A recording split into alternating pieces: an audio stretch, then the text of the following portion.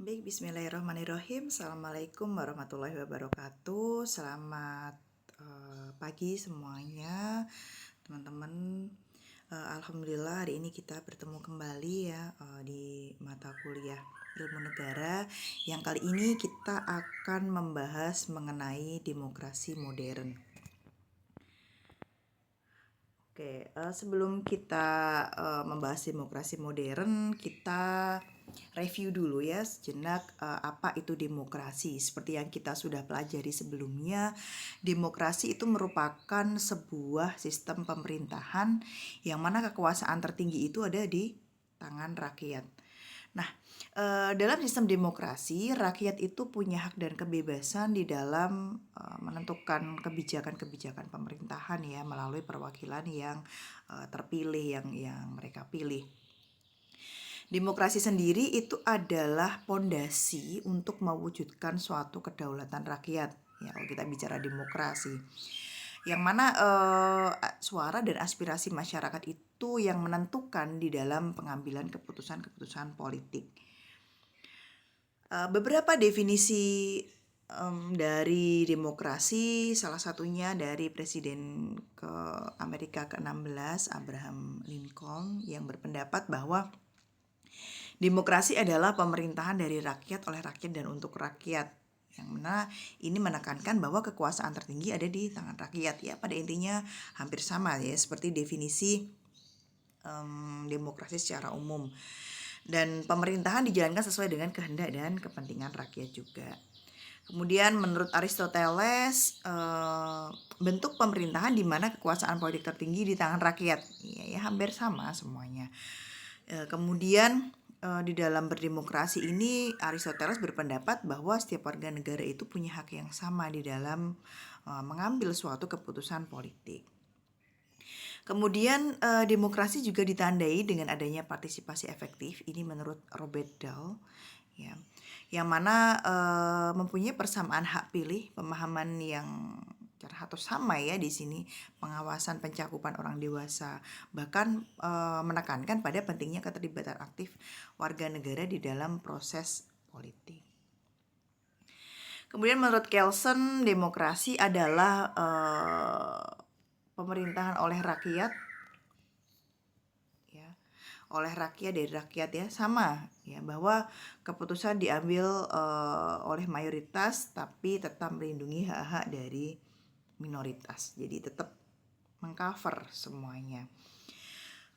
Kemudian menurut Joseph Scumter ya, demokrasi adalah metode politik di mana sebuah mekanisme untuk memilih pemimpin politik. Kalau di sini menekankan pada pemilu yang kompetitif dan demokratis. Kemudian Sidney Holt ya, ini berpendapat demokrasi itu adalah pemerintahan di mana keputusan-keputusan penting itu secara langsung atau tidak langsung didasarkan atas kesepakatan mayoritas yang diberikan secara bebas ya dari rakyat dewasa. Lalu oleh Avan Gavar ya, ini maknaan normatif dan empirisnya ya, bahwa di normatif itu menekankan pada ide-ide dasar dari demokrasi, bahwa kedaulatan itu di tangan rakyat. Secara empiris, demokrasi dalam perwujudannya di kehidupan politik praktis. Prinsip dalam demokrasi ini juga teman-teman pasti di sini sifatnya review ya. Kedaulatan rakyat, pemilihan umum yang bebas dan adil, serta kebebasan berpendapat dan berekspresi. Selain itu juga persamaan di dalam hukum dan pemisahan kekuasaan, bahwa setiap warga negara itu punya hak yang sama di mata hukum tanpa diskriminasi. Kemudian pemisahan kekuasaan itu terbagi dari legislatif, eksekutif, dan yudikatif. Untuk apa?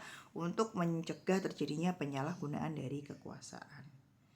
Kemudian pembahasan kita hari ini mengenai demokrasi modern.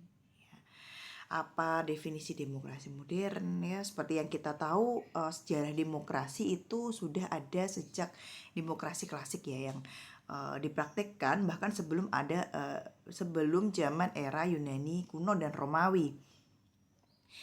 Tapi tidak selamanya sejarah tersebut mengenal penerapan demokrasi. Ini karena perkembangan demokrasi yang semakin kesini ya, berbeda bentuknya dan lain sebagainya. Bentuk prototipe dari pemerintahan di dalam sejarah dunia adalah sistem pemerintahan yang tidak demokratif, ya, yang dimana ini sangat mendewakan penguasa atau pemimpin negara atau pemimpin agama. Di sini ada fenomena di demokrasi modern, yaitu demokrasi yang semula berada di dalam ranah politik lalu berkembang ke ranah-ranah yang lain, seperti di ranah ekonomi, sosial, hukum, dan lain sebagainya.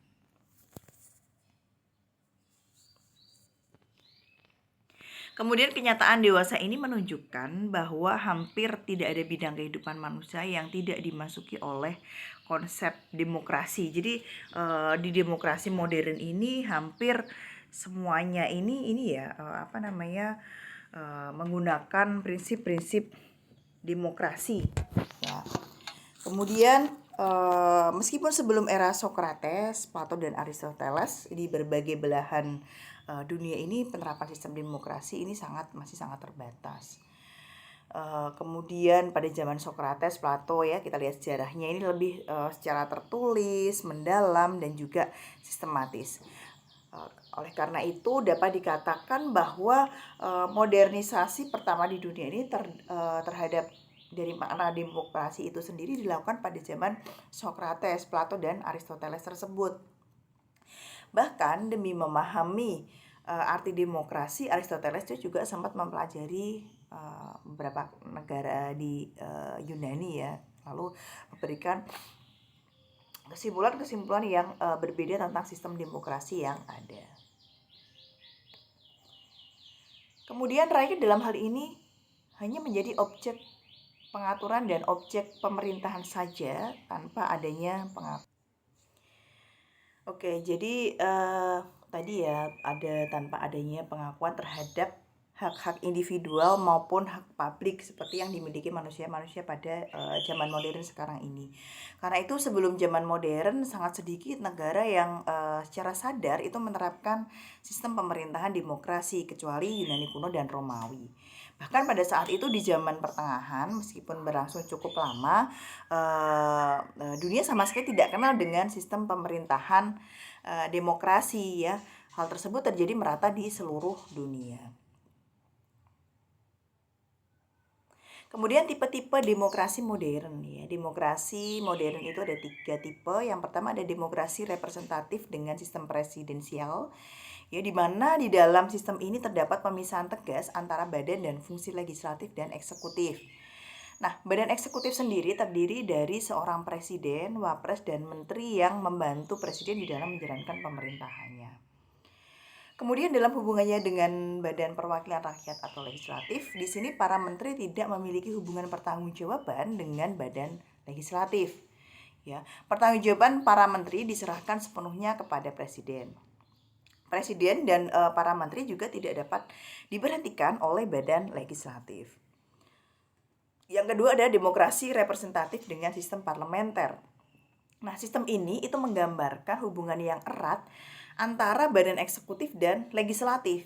Ya, di mana badan eksekutif ini terdiri dari kepala negara dan kabinet atau dewan menteri, sedangkan badan legislatifnya dinamakan parlemen. Di sini yang bertanggung jawab atas kekuasaan pelaksanaan pemerintahan adalah kabinet, ya, sehingga kebijaksanaan pemerintahan itu ditentukan juga olehnya.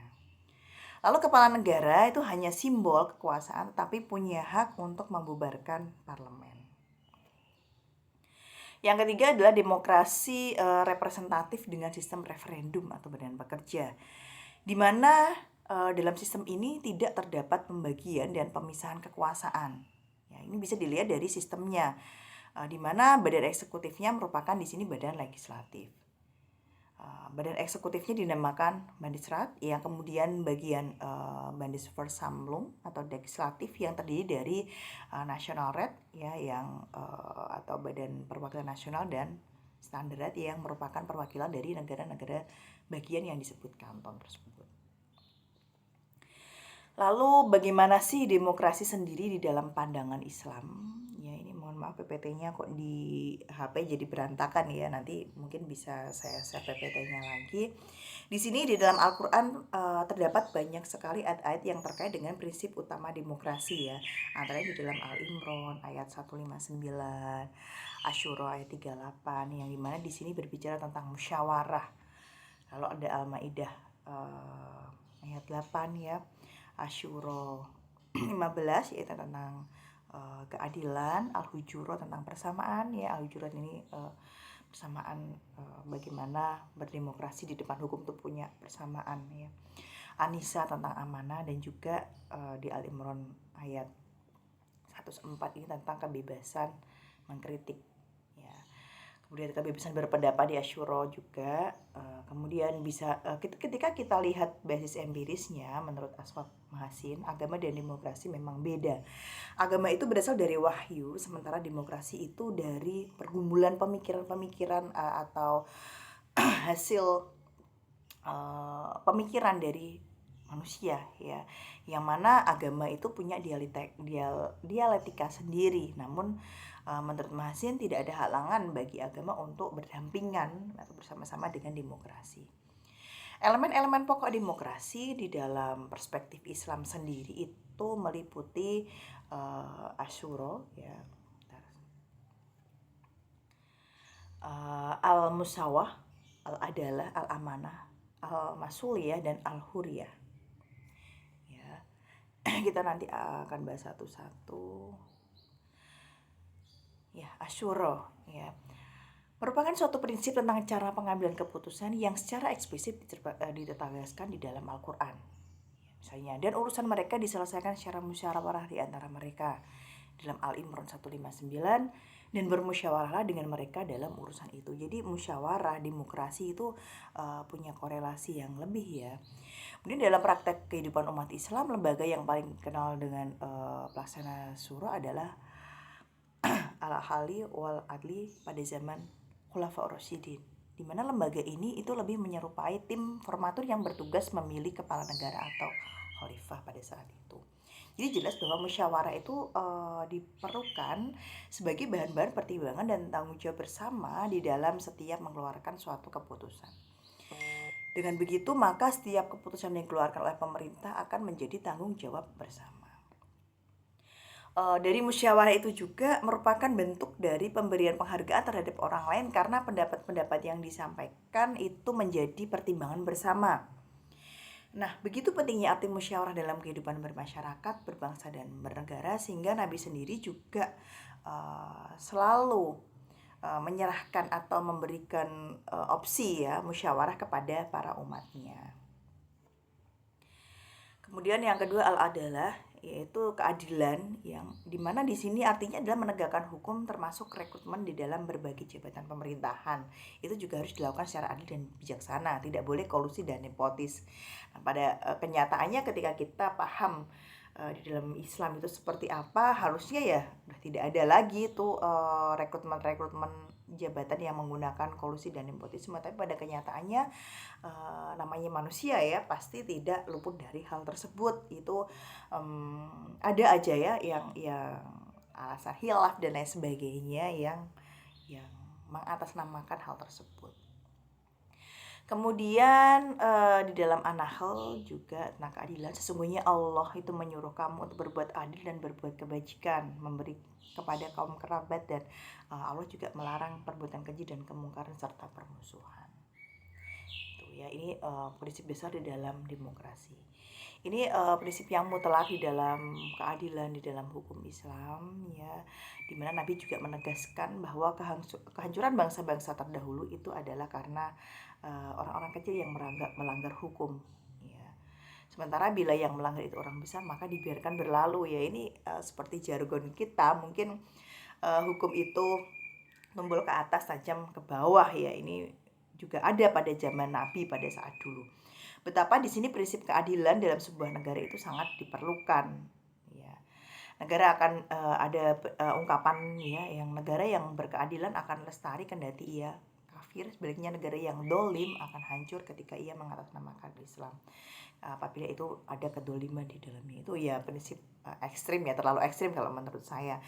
Namun ketika kita bicara kenyataan hukum yang ada di Indonesia itu, apakah demokrasinya bisa adil atau tidak, nah itu bisa kita telah sendiri ya. Kemudian yang ketiga ada al-musawah, yaitu kesejajaran atau egaliter ya. Artinya ada pihak yang merasa lebih tinggi dari yang lain sehingga dapat memaksakan kehendaknya. Di sini penguasa tidak bisa memaksakan kehendaknya terhadap rakyat atau otoriter atau eksploitatif. Kesejajaran ini juga penting dalam suatu pemerintahan untuk menghindari hegemoni penguasa atas rakyat ya. Di dalam perspektif Islam sendiri, pemerintah adalah institusi yang punya kewenang ya, yang diberikan wewenang oleh masyarakat untuk melakukan pemilihan yang jurdil. Ini hubungannya dengan pemilihan dan juga menegakkan peraturan-peraturan yang telah dibuatnya. Di sini tanggung jawab pemerintah juga sangat besar ya, karena harus amanah ya, dapat dipercaya. Sebagian ulama juga memahami al-musawah ini sebagai konsekuensi logis dari prinsip asyura dan al-adalah tadi, di mana dalil Quran yang sering disebutkan di Al-Hujurat 13 ini Nabi pernah berpesan juga kepada Bani Hashim bahwa jangan sampai orang lain datang kepadaku membawa prestasi emas, sementara kalian datang hanya membawa pertalian nasab. Kemuliaan kamu di sisi Allah ada ditentukan kualitas takwanya. Yang membedakan manusia satu dengan yang lain adalah ketakwaannya. Seperti itu konsepnya. Kemudian al-amanah, yaitu sikap pemenuhan kepercayaan yang diberikan seseorang kepada orang lain. Ya, oleh sebab itu kepercayaan amanah itu harus dijaga dengan baik. Dalam konteks kenegaraan, pemimpin atau pemerintah yang diberikan kepercayaan oleh rakyat harus bisa melaksanakan kepercayaan tersebut dengan penuh rasa tanggung jawab. Persoalan amanah ini kaitannya dengan sikap adil, sehingga Allah menegaskan dalam surat An-Nisa, sungguhnya Allah menyuruh kamu untuk menyampaikan amanah kepada yang berhak menerimanya. Apabila menetapkan hukum di antara manusia itu menetapkan dengan adil. Karena jabatan pemerintahan adalah amanah, maka jabatan tersebut tidak bisa diminta, dan orang yang menerima jabatan juga harus melaksanakan itu dengan sebaik-baiknya amanah tersebut. Sehingga ketika ada jabatan itu kan kita semoga amanah berkah ya, doanya kita seperti itu. Kemudian ada al-masuliyah, yaitu tanggung jawab yang sebagaimana diketahui bahwa kekuasaan dan jabatan itu adalah tadi amanah yang harus diwaspadai, disyukuri, dan dijalani dengan penuh tanggung jawab ya. Dipertanggungjawabkan apa? Di depan rakyat ya, dipertanggungjawabkan di depan Tuhan atau Allah. Nabi pernah bersabda juga, setiap kamu adalah pemimpin dan setiap pemimpin akan dimintai pertanggungjawaban. Jadi kalau jadi pemimpin itu bukan hal yang mudah ya, karena nanti akan ada pertanggungjawabannya kepada Allah. Bagaimana kamu memimpin rakyatnya ya, apakah kamu sudah adil, apakah kamu sudah bertanggung jawab, seperti itu.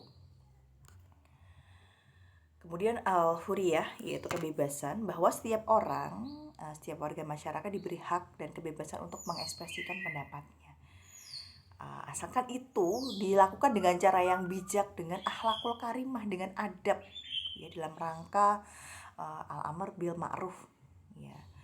Maka tidak ada alasan bagi penguasa untuk mencegahnya ya. Contohnya ya, kita punya kebebasan untuk melakukan demonstrasi, namun harus sesuai dengan koridor-koridor, sesuai dengan aturan, tidak boleh yang anarkis dan lain sebagainya. Bahkan yang harus diwaspadai adalah adanya kemungkinan tidak adanya lagi pihak yang berani melakukan kritik dan kontrol sosial untuk tegaknya keadilan. Karena penting sekali kontrol di dalam apa yang disampaikan atau apa yang kita harapkan dari sistem pemerintahan yang sekarang ini. Seperti itu teman-teman, terkait dengan demokrasi modern, bahwa demokrasi modern itu memang lahir dari demokrasi yang lama, yang mana demokrasi modern itu tadi ada 3 jenis, dan demokrasi tidak hanya pada saat pemilu saja, tetapi di dalam ekonomi dan bidang-bidang lain, ekonomi, sosial, budaya, dan lain sebagainya.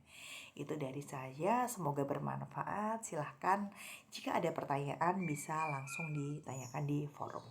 Terima kasih, saya akhiri. Wassalamualaikum warahmatullahi wabarakatuh.